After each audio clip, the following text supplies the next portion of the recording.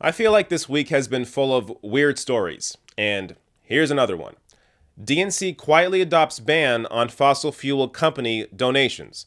The move is a step toward purging oil, gas, and coal industry influence on the Democratic Party's climate policies.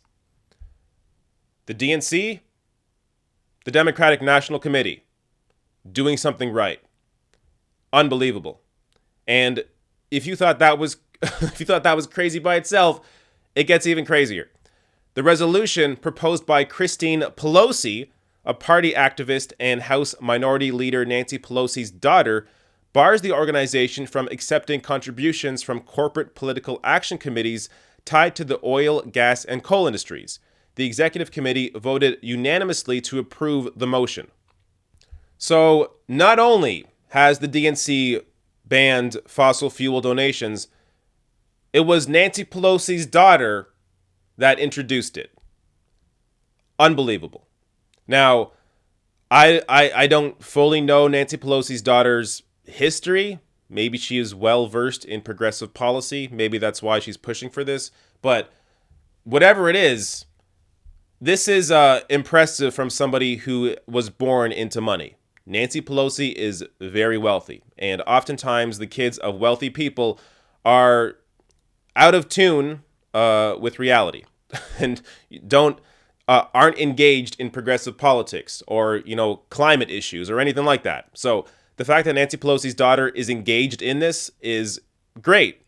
Now, the DNC, interestingly, declined to comment. So this is from the HuffPost piece. The DNC confirmed the vote, but declined to comment on the record. Now, that's sort of weird. It's almost like the DNC doesn't want to admit to their other corporate buddies that they are in fact purging at least some of their corporate money, or at least some of their corporate influence. Now, this actually may go even further. So the DNC may consider a second resolution at a full board meeting in Chicago in August to ban contributions over $200 from individuals who work for the fossil fuel industry. Miller said the proposal, which has not yet been submitted to the DNC, will hopefully lead candidates to adopt similar policies. So, look, overall, this is actually fantastic news. But I have to give you the other side of it. Unfortunately, there's always another side. Because while this is a great move, there is a reason why the Democratic Party, why this was so easy for the Democratic Party to do. So the oil and gas companies spent a record $7.6 million on Democratic races in 2016, which sounds like a lot, right? But that figure pales in comparison to the $53.7 million in direct donations to Republicans, who received 88% of the industry's contributions during that election cycle.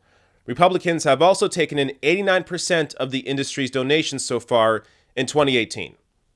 So, the pressure on the Democratic Party to continue taking this sort of money couldn't have been all that great, as the Republican Party is the party of the oil and gas industry.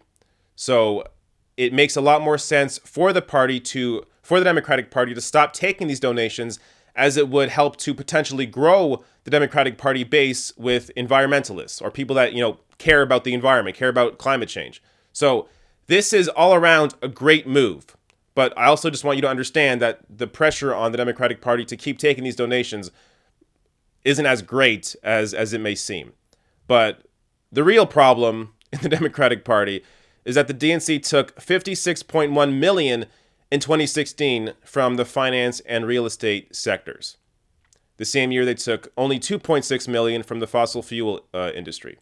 So the Republican Party is the party of the fossil fuel industry. So if you're a conservative voter, if you're a Republican voter, understand that if you care at all about the environment, care at all about climate change, voting for Republicans aren't going to help you at all. But the Democratic Party, on the other side of this, take a ton of money from Wall Street. So this is why so many people in America self-identify as independents. They don't want to be attributed to the Democratic Party or the Republican Party because they both take big donor money from industries like Wall Street and the fossil fuel industry. that clearly, obviously has an impact on how these party members vote on policy. So look, I don't want to shit on this too much because this is ultimately still good news. These are baby steps, but they're steps in the right direction. Now, all you have to do is continue to push the Democratic Party on these issues. So this is what I always say. It's okay to praise a good move like this. It's okay to say, wow, the DNC did actually do something good. It's okay to say that, while at the same time also saying that it's not enough. Yes, this is good, but we want more.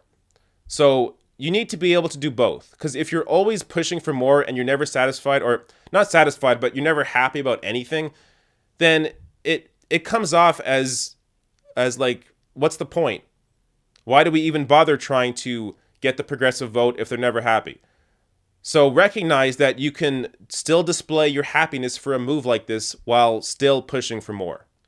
Hey, if you like this video, hit that subscribe button below and consider throwing me a few bucks on Patreon at patreon.com/therationalnational or therationalnational.com/join.